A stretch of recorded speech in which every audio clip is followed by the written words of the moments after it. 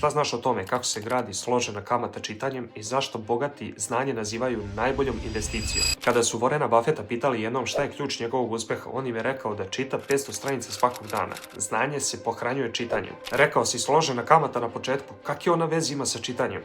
Pa ostani dalje da saznaš. U financijama najjednostavnije rečeno to izgleda ovako. Uložiš 100 evra, kamata je 10%, ti poslije jedne godine imaš 110 evra. Naredne godine kamata se obračunava ne samo na glavnicu koja je 100 evra, već na ukupnih 110 evra.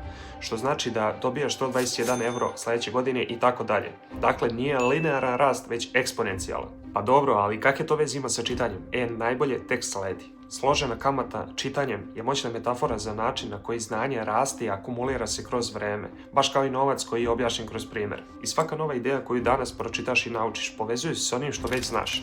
I šta to znači za sutra? Kada pročitaš nešto novo, razumjet ćeš brže i dublje zahvaljujući onome što si naučio prethodnog dana ili prethodnog perioda. Kako složena kamata čitanjem menja naš život kroz 3 faze. U početku čitanje djeluje vrlo sporo, gomilaš informaciju na informaciju bez mnogo razumevanja. U drugoj fazi razmišljaš drugačije, gradiš veze i razumeš složenija pitanja, jer nastaje mentalni kapital. I na kraju taj mentalni kapital ide jednu lestvicu gore i postaje strateška prednost u odnosima, poslu, kreativnosti. Samo je bitno da ga održavaš.